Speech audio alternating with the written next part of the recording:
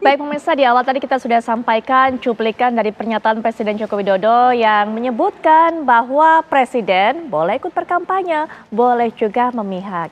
Nah ini kemudian menuai pro dan kontra. Banyak juga akhirnya mempertanyakan netralitas dari Presiden Joko Widodo dan juga aparat pemerintah. Tapi sebelum nanti kita dengarkan suara para narasumber, bagaimana suara dari masing-masing perwakilan pasangan Capres-Cawapres, kita akan lihat terlebih dahulu kabar yang sudah kami siapkan berikut ini.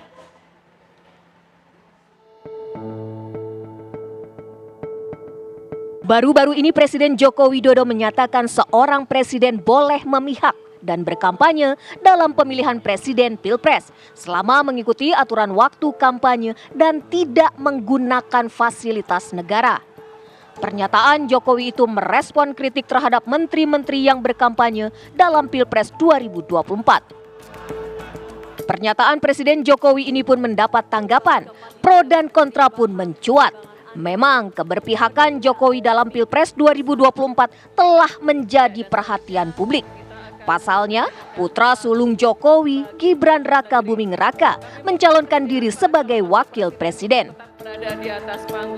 Gibran mendampingi Capres nomor urut 2 Prabowo Subianto yang saat ini menjabat Menteri Pertahanan di Kabinet Indonesia Maju.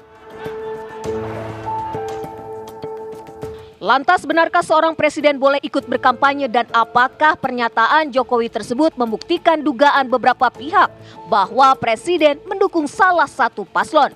Bagaimana dampaknya terhadap konstelasi politik mengingat hari H Pilpres sudah semakin dekat? Tim TV One mengabarkan.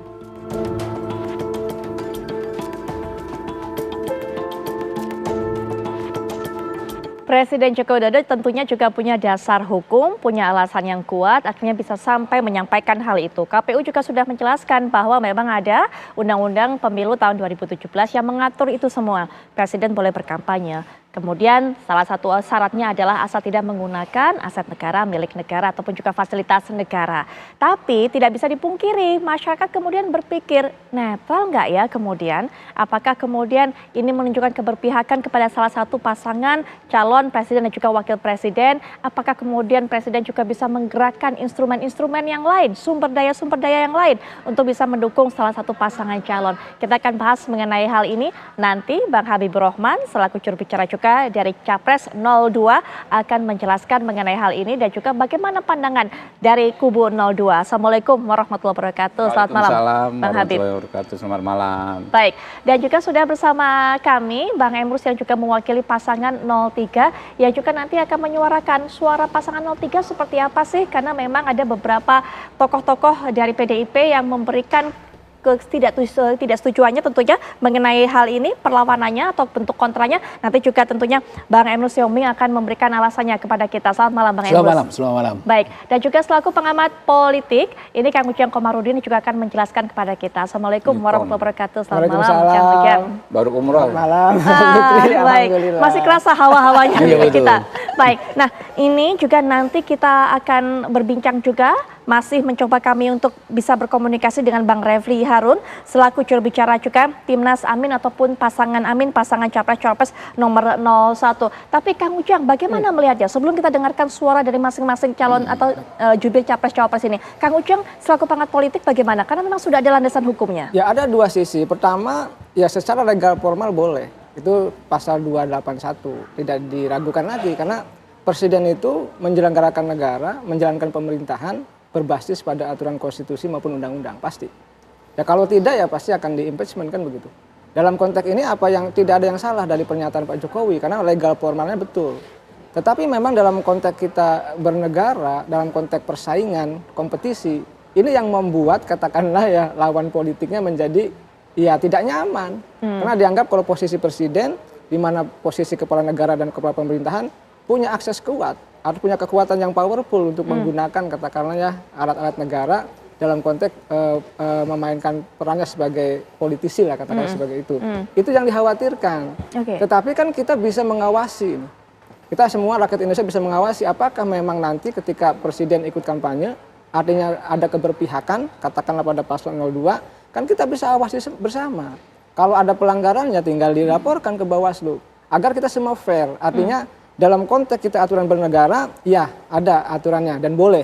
Tetapi dalam konteks jiwa kenegarawanan ini yang dipertanyakan mungkin oleh publik bahwa Pak Jokowi perlu netral, perlu di tengah, perlu berjiwa negarawan, sehingga kepentingannya kepentingan masyarakat bangsa dan negara, bukan hanya kepentingan persoalan politik. Baik. Nah, tetapi yang saya lihat mungkin publik membandingkan dengan katakanlah presiden sebelumnya, misalkan 2014 Pak SBY ketika pertama kali Pak Jokowi maju lah ya, mengatakan mungkin Pak SBY dulu dianggap di tengah, dianggap netral, tetapi kan seberapa besar di tengahnya, seberapa besar di netralnya, kita juga tahu di belakang layar itu gitu. Sehingga yang menang ketika itu Pak Jokowi, pihak yang bukan didukung oleh Pak Presiden, katakan seperti itu kan.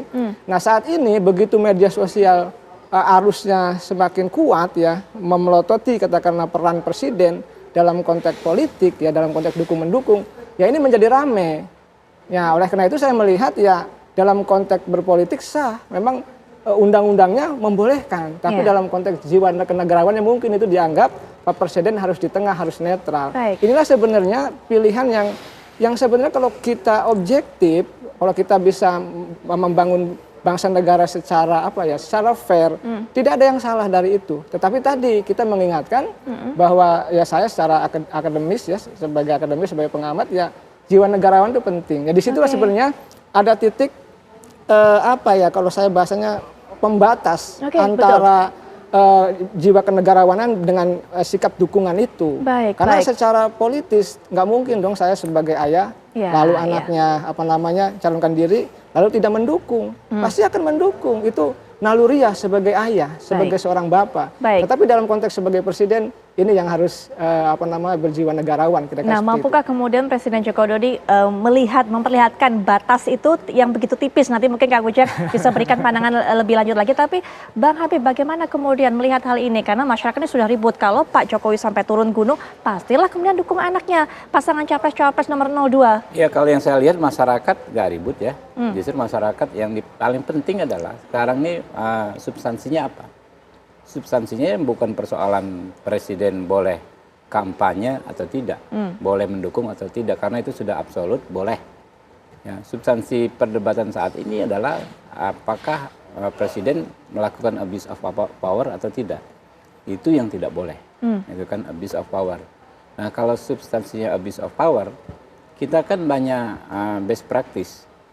Bahkan seorang presiden incumbent yang memiliki seluruh kekuasaan diperkenankan maju menurut konstitusi kita, maju kembali sebagai calon presiden di periode berikutnya. Kalau concern kita soal abuse of power, jauh lebih besar peluangnya presiden incumbent yang maju kedua kali untuk memanfaatkan segala posisinya untuk abuse, untuk memanfaatkan untuk kepentingan pribadinya, daripada yang maju orang lain dan wakilnya anaknya. Secara logika kan begitu. Tapi kenapa kok sekarang kita ribut? Yang ribut ini kan kompetitor kebanyakan, gitu loh. Artinya kan kita nggak di ruang hampa. Nah, kita sudah bersepakat dalam konteks konstitusi, dalam konteks undang-undang, dalam konteks etik, tiga-tiga kita sudah bersepakat bahwa boleh-boleh saja maju, tetapi yang nggak boleh itu abuse of power. Karena itu kita bikin pengaturannya secara detail. Ya. Tidak boleh pakai fasilitas negara dan lain sebagainya, harus cuti. Lalu di 547 tidak boleh melakukan kebijakan yang merugikan atau menguntungkan salah satu paslon. Itu yang menjadi parameternya. Kemudian ini regulasi. Ada penegak regulasinya, penegak hukumnya yang khusus spesifik di hukum kepemiluan, yaitu yang namanya Badan Pengawas Pemilu.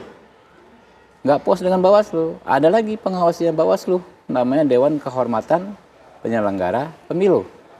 Masih lagi, kita perlu instrumen untuk memperkuat pengawasan dan partisipasi publik untuk mengawasi tidak terjadi abuse of power. Undang-undang kita mengakomodir yang namanya pemantau pemilu di 411. Pemantau pemilu itu dulu nggak diatur. Sekarang diatur, dilembagakan, diperbolehkan, diregistrasi, difasilitasi oleh negara untuk melakukan aktivitas selama kepemiluan. Jadi semua itu asumsi, ya. Kalau misalnya presiden ada anaknya ikut berkontestasi, pastilah mendukung anaknya. Oke. Tapi ya. kan yang mendukung boleh dong. Itu kan pasal 23 Undang-Undang 39 tahun 99 tentang hak asasi manusia berpolitik menunjukkan sikap politik. Yang nggak boleh itu secara curang mendukungnya, melanggar aturan, gitu kan? Itu yang nggak boleh dengan mendukung dengan cara melanggar aturan. Itu yang nggak boleh. Nah, kalau soal ini kan kita asumsi dan apa yang faktual. Kalau kita bicara yang faktual, kita bicara sekarang soal banyaknya kepala daerah yang udah dibilang Bawaslu sudah nyata-nyata jelas terbukti melakukan pelanggaran, ya kan? Kemudian yang sudah juga diproses di Bawaslu saat ini, ada yang mengerahkan Dharma Wanita untuk ikut senam bersama Ibu Capres, misalnya ada yang mengerahkan tenaga pendamping desa untuk yang dibawa Kemendes untuk menjadi tim ses. Ada yang mengerahkan misalnya sosialisasi Bina Penempatan Tenaga Kerja, Bina Penta di bawah Kemenaker untuk sosialisasi salah satu paslon. Ini kan sekarang berproses. Kalau kami kan ada dugaan-dugaan pelanggaran, ya apa sarananya? Kita bawalah ke Bawaslu. Kalau Bawaslu nanti misalnya kita lihat tidak profesional dalam menjalankan tugasnya, walaupun kami sudah menyampaikan bukti-bukti yang menurut kami kuat, tetapi dinyatakan misalnya tidak memenuhi syarat formil, tidak memenuhi syarat material, ya kami akan tempuh langkah berikutnya, yaitu ke DKPP. Nah ini ya yang menurut saya cara kita berpolitik dengan sehat. Kita nggak bisa bermain-main hanya dengan asumsi. Bang Habib. Semua itu harus faktual. Gitu. Ya, jangan hanya berasumsi. Nanti pihak rival juga akan menjawab. Karena kalau tadi Bang Habib sudah mengatakan ada kok aturannya, ada kok batasan-batasannya. Apakah kemudian ini bisa menjamin tidak akan terjadi abuse of power dari pandangan sang rival? Nanti akan kita dengarkan setelah jeda berikut ini. Kami sudah kembali.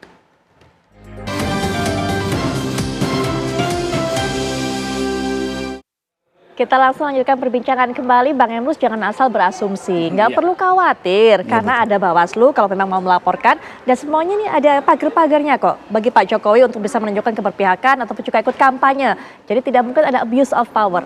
Bang Habib yang mengatakan seperti itu. Bagaimana Anda meyakininya? Baik, yang pasti bahwa secara aturan undang-undang apa yang dikatakan Pak Joko Widodo benar itu. Bahwa kebetulan kami juga mendiskusikan itu dan saya juga baca pasalnya itu. Ternyata bahwa boleh berkampanye, boleh berpihak gitu ya. Hanya saja tidak boleh menggunakan fasilitas negara. Dalam hal ini kalau misalnya kampanye cuti sajalah gitu nanti gitu ya. Dan kedua harus juga kita akui supaya di depan publik juga bahwa fasilitas negara yang dimaksud di situ juga harus kita clearkan. Saya baca undang-undangnya bahwa yang melekat pada dirinya pengawal itu tetap gitu ya. Kecuali yang tidak melekat pada dirinya. Jadi kalaupun dia kampanye fasilitas negara yang melekat pada dirinya tetap bisa digunakan. Kata undang-undang demikian. Tetapi ada 3 hal yang kami soroti. Pertama dari sudut etis gitu ya. Menurut pandangan kami bahwa tampaknya kurang etis lah. Karena kenapa? Karena memang Joko Widodo presiden semua warga negara Republik Indonesia. Presidennya Pak Prabowo dan pasangannya tentu presidennya Ganjar dan presidennya Pak Anies gitu ya. Nah karena ini presidennya Pak Joko Widodo dan presiden kita semua yang bertarung ini kan 3 untuk menjadi calon presiden untuk kepentingan bangsa dan negara. Siapapun yang terpilih nanti itu kan untuk bangsa dan negara. Sementara Pak Jokowi sebagai presiden ini bicara etis gitu ya, adalah sebagai katakanlah untuk kepentingan bangsa dan negara. Dia harus mengedepankan kepentingan bangsa dan negara. Pertanyaan, mana lebih kepentingan bangsa dan negara ketika dia netral dibanding tidak netral? Nah, karena memang 3 ini harus diberi kesempatan yang sama. Begitu yang pertama. Yang kedua, saya melihat soal kepantasan. Menurut kami kurang pantas begitu ya untuk menjadi ikut serta, apalagi yang calon ini ada putra beliau begitu. Sedangkan tidak ada pun putra beliau harusnya tidak bisa berkampanye, apalagi ada. Justru kami berpendapat bahwa kalau memang anak-anaknya ikut seperti memang sudah terjadi, itu lebih bagus lagi kalau dia netral, sehingga menangnya Gibran misalnya andaikan menang bukan karena dia ikut berkampanye, bukankah itu lebih elegan, lebih satria. Dan baru kemudian yang ketiga kami sampaikan bahwa alangkah baiknya juga ketika berkampanye nanti, andaikan Pak Joko Widodo menggunakan itu loh. Boleh jadi tidak menggunakan, beliau hanya mewacanakan secara peraturan. Bisa juga tidak menggunakan itu. Andaikan pun beliau menggunakan dan cuti dari pemerintahan, dari presiden, dan kekuasaan itu diberikan kepada wakil presiden tentunya, apakah itu 1 jam, 2 jam, dan sebagainya. Alangkah baiknya di awal kampanyenya, pernyataannya dia katakan bahwa semua aparat pegawai negeri, militer, tentara, polisi harus netral dulu. Walaupun saya berkampanye. Dan di penutupnya juga dilakukan begitu. Jadi orang jadi tahu, oh ternyata saya sebagai pribadi loh, misalnya. Andaikan itu dilakukan. Oleh karena itu kami berpendapat bahwa silakan saja Pak Joko Widodo memberikan pilihan. Tetapi masih kami berkeyakinan bahwa Pak Joko Widodo tidak akan menggunakan itu. Kami berkeyakinan untuk itu. Karena kepentingan, itu? Karena untuk kepentingan bangsa dan negara. Karena kepentingan bangsa dan negara lebih baik beliau tidak menggunakan itu sekalipun undang-undang mengatakan begitu. Baru kemudian kita berpendapat bahwa alangkah baiknya Pak Joko Widodo juga di samping kami mengatakan secara etis, secara kepatutan dan kemudian menyampaikan seperti itu, alangkah baiknya Pak Joko Widodo juga menyampaikan bahwa siapa yang didukung secara konkret gitu ya. Gak apa-apa kalau memang dia mengatakan paslon nomor 2 yang didukung, silakan saja disampaikan nomor 2-nya atau nomor 3 yang didukung, boleh jadi loh. Karena menurut kami kami itu paslon nomor 3 berkeyakinan penuh melanjutkan pembangunan yang dibuat oleh Pak Joko Widodo dan tentu mengoreksi segala sesuatu yang perlu dipercepat. Apa Bang kepentingannya Pak Jokowi harus kemudian menyatakan secara pasti, secara jelas siapa yang didukung? Saya kira sampai sekarang belum. Betul. Ada Apa secara kepentingannya? konkret. Kenapa harus seperti itu? Supaya orang, beliau udah tahu yang didukung. Kalau saya melihat lambang nonverbal ya, belum secara definitif. Nah, kalau menurut saya itu perlu disampaikan kepada publik sehingga masyarakat tahu, oh Pak Joko Widodo arahnya ke sini misalnya mendukung ini. Gak apa-apa, terbuka saja kalau memang harus mendukung begitu. Walaupun kami mengatakan bahwa sejatinya tidak menyampaikan. Baru yang terakhir saya mau katakan bahwa harusnya Pak Joko Widodo juga mencek ucapannya selama ini sebelum diucapkan boleh katakanlah berkampanye atau mendukung. Apakah ada kata-kata Pak Joko Widodo perlu dikoreksi? Misalnya, coba dicek dulu di YouTube sudah beredar, tapi belum tentu benar itu ya. Artinya kami menyarankan Pak Joko Widodo mencek. Jangan-jangan dia pernah mengatakan bahwa pemerintah dari daerah sampai ke pusat harus netral gitu ya. Nah, kalau itu pernah diucapkan, tentu presiden harus netral. Artinya ada konsistensi dari omongan yang dulu sama omongan yang sekarang boleh. Tapi kalau itu misalnya ada dan itu beredar, saya belum tentu pasti bahwa yang beredar itu belum tentu benar ya, bahwa Pak Joko Widodo mengatakan bahwa semua aparat itu harus netral, termasuk pemerintah pusat. Oleh karena itu atas dasar itu, kalau itu benar tidak ada editingan, tidak hoax di situ sudah beredar, kami yakin Pak Joko Widodo tidak akan menggunakan. Karena kalau menggunakan itu berarti ada konsistensi pandangan yang sebelumnya dengan pandangan yang sekarang boleh berkampanye. Jadi perlu saya menyarankan Pak Joko cek dulu dah ucapannya sebelumnya, demikian. Baik, keyakinan Bang Emrus, Bang Habib bahwa Pak Jokowi tidak akan. Gini, soal video ya, saya di 2 stasiun TV dari semalam, video itu diputar-putar, tetapi memang teman-teman tidak cermat, menginterpretasikan apa yang disampaikan di 2 video yang dibandingkan. Di video yang awal disebut itu kan di depan para kepala daerah, PJ kepala daerah. PJ dikatakan pemerintah nggak boleh berpihak, PJ ini berpihak, kalau tidak netral akan ditindak, ASN akan ditindak. Sudah sangat benar. Itulah yang diatur di pasal 280 ayat kedua tentang pejabat-pejabat yang dilarang untuk ikut berkampanye. Artinya kan harus netral.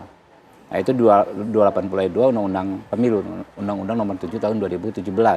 Tetapi presiden, gubernur, wali kota tidak termasuk dalam pejabat yang dilarang ikut berkampanye. Kenapa?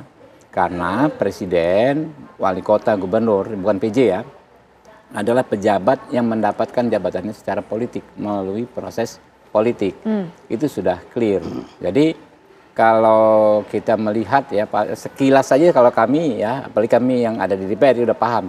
Ini yang terjadi 2 hal yang berbeda dibanding-bandingkan seolah-olah sama kalau orang tidak detail ya, dan tidak melihat pasalnya. Jadi clear yang dimaksud di video awal itu memang orang-orang pihak-pihak yang dilarang untuk berkampanye. Tapi yang kedua Pak Jokowi mengatakan presiden boleh berkampanye, jelas.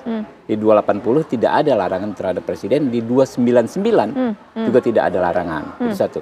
Yang kedua ya, ini juga menjadi bahasan ketika banyak pihak mempertentangkan ya, ini bahasa saya mempertentangkan antara hukum dengan etika, konstitusi dengan etika, itu kan ya. Kalau saya nggak begitu, konstitusi, hukum dan etika itu paralel. Ya. Kalau kita tidak taat konstitusi, kita tidak taat hukum, ya kita tidak beretika. Ya, tetapi kalau kita taat hukum, kita menghormati hukum, menghormati konstitusi, itu kita beretika. Baik, dengan Penafsiran etika itu nggak boleh sepihak. Bagaimana coba standar etika saya, standar etika Pak Emrus, ya, standar etika teman-teman, ya, belum tentu sama. Sesuai dengan, apalagi kalau politisi. Kalau politisi, tentu standar etika yang disampaikan berdasarkan kepentingannya juga, masing-masing. Nah, di mana kita ketemu? Kita rumuskan yang namanya undang-undang. Undang-undang itu sebetulnya sudah banyak aspek di dalamnya, Mbak.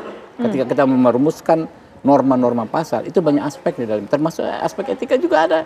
Sudah aspek sosiologis, aspek historis, ya kan, macam-macam nilai-nilai kita absorb, ya, kita masukkan ke dalam undang-undang tersebut. Jadi jangan seolah-olah, ya, orang bicara etika bisa bicara apa saja dengan mengabaikan undang-undang dan konstitusi. Orang bilang misalnya secara etika tetapi dengan menginjak-injak konstitusi, dengan mengabaikan konstitusi, itu justru yang paling tidak etis. Apalagi orang memaksakan etika sesuai kepentingannya agar diterima sebagai sesuatu yang berlaku untuk umum. Nah, ini juga itu sangat tidak beretika. Seperti itu. Baik, Bang Emrus. Iya, silakan langsung saja. Menarik tentang etika ini. Kita harus bicara dulu etika itu orang berlaku khusus. Ada etika yang berlaku umum. Gitu ya. Betul kalau beliau mengatakan bahwa etika menurut kriteria dia dan kriteria bisa berbeda. Itulah yang disebut etika berlaku khusus. Tapi etika itu ada juga yang berlaku umum.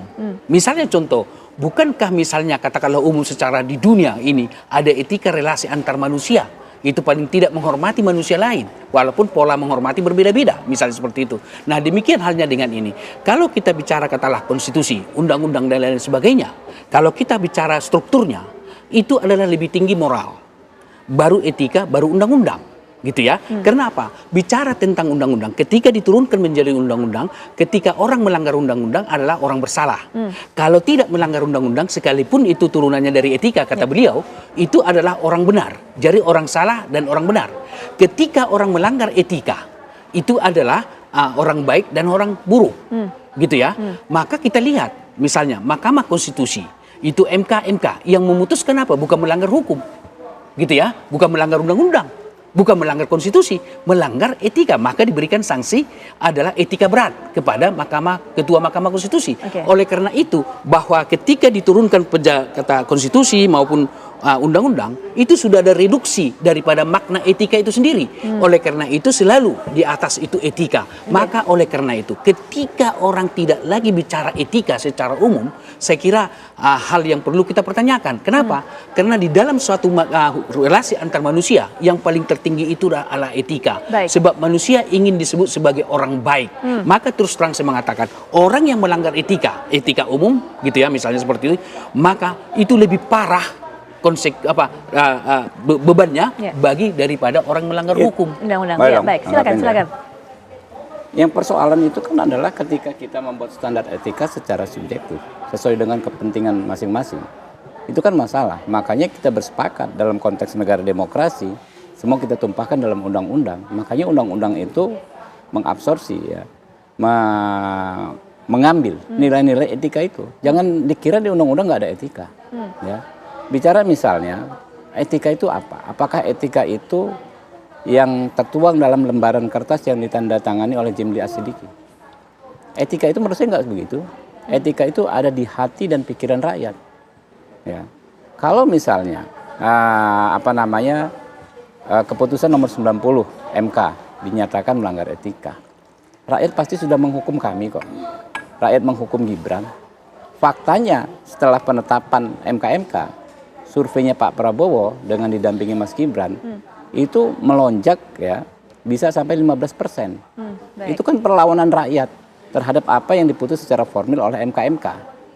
Nah, jadi absurd juga yang disampaikan oleh Pak Emrus gitu. Jadi nggak bisa kita paksakan dalam konteks ini yang berlaku umum, tapi kita turunkan ke kasus, kita harus menganalisanya dengan produk-produk konstitusi dan undang-undang. Nggak bisa. Ini tidak etis, tidak menghormati orang. Ya itu menurut Pak Emrus. Ya kan, menurut rakyat enggak kok.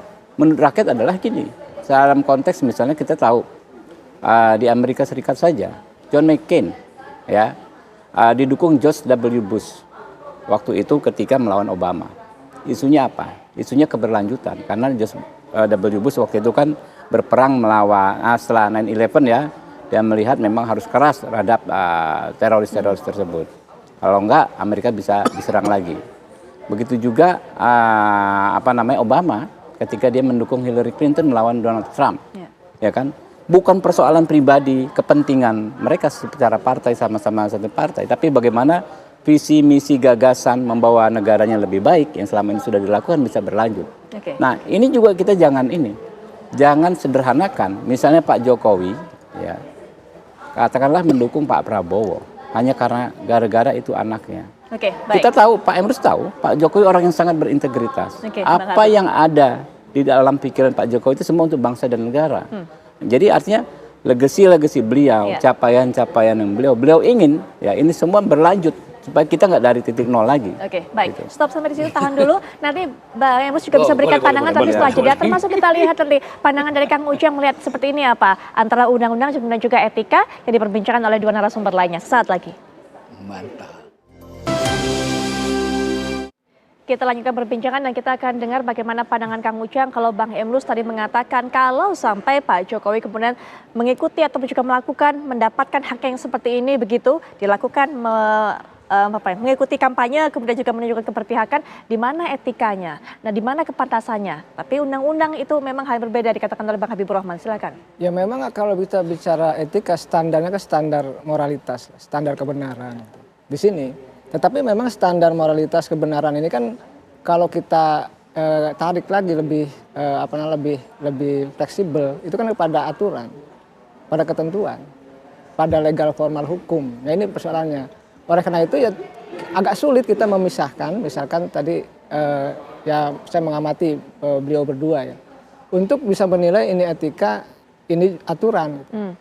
Pasti ini akan bersama. Karena kalau misalkan begini, yang jelas begini, misalkan saya melanggar undang-undang, sudah tentu saya melanggar etika. Plus melanggar hukum. Nah itu. Tetapi memang kalau kita bicara etika sangat subjektif tadi. Yang ini ukurannya di situ. Kenapa? Karena mungkin saya misalkan dianggap sebagai pendukung pihak tertentu. Tentu akan menilai Pak Jokowi sebagai pihak yang tanda petik ya kurang pas. Karena dianggap tidak netral, dianggap memihak gitu ya, dianggap dukung-mendukung, itu dianggap bahwa tidak beretika, tapi dalam konteks yang lain tidak ada yang dilanggar. Baik dalam konteks mohon maaf ya, aturan perundang-undangan maupun dalam konteks kalau saya melihat aturan umum lah, aturan kesusilaan yang bersama gitu. Nah, standarnya memang agak rumit kalau kita melihat batasan etika itu. Tadi sangat subjektif. Tetapi tadi yang harus kita lihat adalah standar kebenaran. Di situ yang harus dilihat. Tetapi kalau kita tarik lagi yang disampaikan oleh Bang Emrus itu perspektif yang kritis ya saya melihatnya. Kalau Bang Habib tentu perspektif yang formalitis. Ya ini tidak harus dibenturkan. Karena antara etika dengan aturan juga sejalan seiring. Nggak bisa juga kita memilah-milah. Oh ini aturan itu benar tapi dianggap tidak beretika kan sulit. Nah ini menurut saya ini yang harus kita objektif dalam konteks agar publik memang menyerap diskusi ini secara objektif agar nanti kita tidak salah.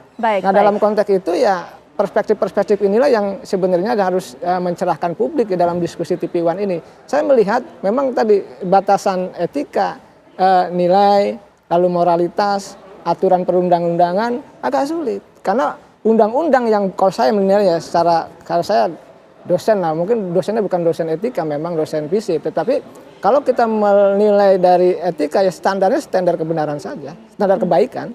Dan kalau kita lihat ya saya melihatnya merujuknya kepada legal formal hukum.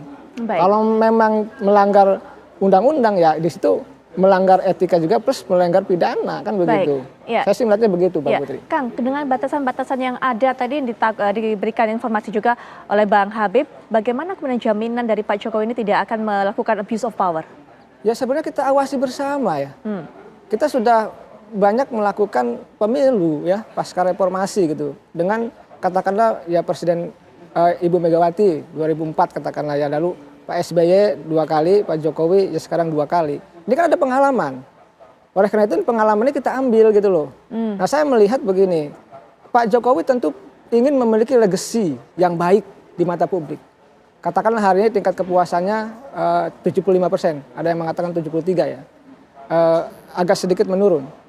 Tetapi saya melihatnya karena banyak kritikan dari publik, dari masyarakat terkait banyak hal, maka Pak Jokowi juga tidak akan sembrono dalam konteks dukung-mendukung itu, dalam konteks kampanye itu, karena ingin memiliki legasi yang bagus, yang baik ketika landing di Oktober 2024. Baik. Maka tadi di mana misalkan Pak Jokowi abuse of power, ya kita pantau bersama. Oke, Kita punya oke. parlemen, kita punya rakyat Indonesia semua atau yang jago IT gitu ya. Semua kita bisa pantau, dan hari ini ada era media sosial di mana kita bisa lihat kecurangan itu secara nyata dan secara jelas. Baik, Nah, baik. disitulah kalau Pak Jokowi misalkan akan bermain, akan abuse of power, kan politisi sama-sama tahu itu, sama-sama punya kartu. Oke. Oleh karena itu kita awasi bersama agar nanti pertarungan pilpres itu menjadi adil. Ini yang baik. kita inginkan. Ya, Bang Emrus, pengawasan dari masyarakat secara bersama. Kemudian juga kita mengetahui Pak Jokowi pasti ingin sekali meninggalkan legasi yang bagus, sehingga kemudian tidak akan melakukan penyimpangan kekuasaan mengenai hal ini. Baik, saya pikir kalau memang tujuannya adalah bagaimana Pak Joko Widodo meninggalkan legasi yang baik secara demokrasi dan secara satria, alangkah baiknya beliau tidak berkampanye untuk salah satu kandidat. Gitu ya, diserahkan saja. Dan sekaligus memang menguji bahwa kemenangan salah satu kandidat bukan karena dia. Jadi kalau salah satu kandidat nanti menang bukan karena saya, memang karena rakyat yang mendukung kan begitu atau memilih, itu jauh lebih baik. Baru kemudian kalau bicara misalnya katakanlah etika tadi, saya kira saya setuju kalau memang kita bicara undang-undang including di situ sudah ada etika, tetapi sudah ada reduksi. Ketika kita masukkan ke pasal demi pasal, sebenarnya kita sudah turunkan etika itu pada level yang operasional. Maka undang-undang itu jangan misalnya disebut jangan pasal karet. Artinya lebih operasional, lebih terukur. Sementara standar etika itu lebih tinggi. Misalnya contoh, bukankah kita harus menghormati orang tua kita atau orang yang lebih tua dengan kita? Dengan lambang komunikasi verbal dan non-verbal. Dalam kita berkomunikasi kepada orang lain yang lebih tua dari kita harus kita hormati. Orang yang katakanlah memperoleh gelar profesor misalnya, tidak boleh kita katakan bahwa karena profesor maka saya tidak menjelaskan. Tidak boleh begitu. Oleh karena itulah maka saya berpendapat bahwa etika itu bisa kita lakukan dengan berrelasi dengan manusia lain. Belum tentu diatur pada level undang-undang. Karena kalau semua diatur dengan undang-undang, ribuan pasal yang bisa kita lahirkan. Tetapi ketika kita berbasis kepada etika, misalnya kita ambil salah satu etika kita ukurannya Pancasila. Sila kedua dari Pancasila, kemanusiaan yang adil dan beradab. Saya garis bawahi kata beradab. Supaya kita beradab, hormatilah orang yang lebih tua dengan kita. Baru kemudian adalah hormatilah orang yang memperoleh gelar profesor misalnya seperti itu gitu ya. Tetapi dalam konteks berdebat, kita harus egaliter. Pandangannya yang kita kritik bukan berarti menyebut salah satu katakanlah status sosial tertentu, nggak boleh dalam suatu diskusi apapun namanya. Oleh karena itu kita harus selalu mengedepankan etika. Baru kemudian adalah satu hal yang perlu kami sampaikan. Saya kira ini perlu ditiru oleh teman-teman menteri bahwa Mahfud MD merencanakan mungkin dalam waktu dekat akan mengundurkan diri supaya apa? Supaya memang tidak menggunakan fasilitas negara tersebut. Nah, oleh karena itu bisa ditiru. Andaikan nanti Mahfud MD konkretnya mengatakan itu nanti karena sudah dikatakan kan itu diwujudkan nanti pengunduran diri, kita mengharapkan semua menteri-menteri yang menjadi bagian dari pemenangan pemilu jadi tim sukses dan lain-lain sebagainya termasuk Pak Joko Widodo ketika kampanye mundur sajalah dari jabatannya kan begitu. Baik Bang Emrus, terakhir menutup silakan Bang, terakhir. Jadi kalau lagi-lagi kalau soal etika kan akhirnya kan subjektif. Misalnya tadi contoh debat cawapres yang disebut Pak Emrus. Ketika Gibran karena profesor saya nggak sebutkan. Menurut beliau nggak etis, tapi menurut saya sangat etis. Justru ada penghormatan terhadap profesor, terhadap orang yang lebih tua yang punya gelar profesor. Nah, dia sudah punya gelar profesor. Kalau saya jelaskan malah saya dianggap tidak menghormati. Pasti kami berkelahi sampai selesai nggak ada yang menang kalau kayak begitu. Makanya dalam negara yang namanya republik, kita ketemunya di mana? Di parlemen. Di parlemen itu tempat kita berbicara, bertemu. Parlemen itu apa yang kita lakukan? Merumuskan undang-undang. Jadi jangan remehkan undang-undang. Karena namanya manusia, selagi dia berbentuk manusia, dia adalah makhluk yang subjektif. Tapi ketika di parlemen, disitulah kita berbicara. Kepentingan Anda, kepentingan saya, kita pertemukan, kita rumuskan dalam pasal-pasal. Dan barulah itu yang bisa menjadi pegangan. Kalau etikanya siapa? Nah itu dia. Kemudian misalnya soal mundurnya Pak Mahfud lagi-lagi nih. Kalau orang itu kan kalau puasa, biasanya itu dari sebelum azan subuh puasa, ya. Bukan mulainya setelah asar udah mau maghrib baru puasa. Ini kan sudah ada 72 hari. kalaulah misalnya rangkap status itu kita label sebagai sesuatu yang negatif, ya, sesuatu yang tidak beretika, ini sudah hari ke-73 tepatnya, Prof. Mahfud merangkap status. Jadi sudah melakukan 73 hari dalam situasi yang negatif. Ya. Nah, bagaimana penjelasannya? Ya menurut saya itu dia. Kalau soal mundur nggak mundur, kembali ke persoalan masing-masing. Mungkin ya ada persoalan kesehatan, Oke, Bang Habib. persoalan stamina yang nggak cukup, atau merasa malu diberi skor 5 oleh capresnya sendiri. Oke, Gitu loh, baik. penegakan Singkat hukum. saja Bang Nus, Jadi terakhir ini artinya, sudah. artinya bahwa kalaupun misalnya dia juga soal sudah berapa hari seperti itu, karena melihat dinamika yang terjadi, Oke. maka Ya, ada apapun. keputusan yang dibuat Alasan seperti ada, itu. Ada tapi rakyat artinya bisa itulah yang menilai. dibuat. Betul, rakyat sudah Oke. menilai. Karena Alasan kan memang bisa dibikin. karena memang kita lihat Tapi dinamika yang politik 32 sehingga berbanding 24 mengajukan loh. usulan 3/4 tersebut. loh. Sudah Begitu. menikmati Baru yang 3/4 terakhir saya mau baru katakan. ngomong saya mau puasa.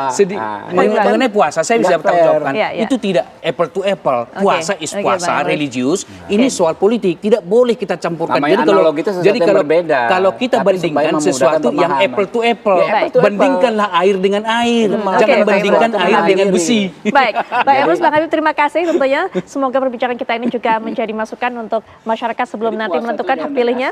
Oke, pas. Sebelum subuh. Itu benar Bang Habib. Kang Ujang juga terima kasih sudah memberikan pandangan politiknya. Dan pemirsa, kami juga berikan informasi kepada Anda bahwa sebenarnya kami sudah mengundang perwakilan dari pasangan 01, Bang Refli Harun, awalnya menyetujui untuk bisa bergabung dengan acara kami dan juga ikut memberikan pandangannya, tapi hingga dialog ini usai, kami tidak bisa menghubungi Bang Refli untuk bisa mengajak bergabung dalam perbincangan ini. Yang pasti perbincangan ini juga bisa menjadi bekal Anda, karena kami kabarkan, Anda putuskan. Kami akan kembali dengan rangkaian kabar menarik lainnya setelah jeda.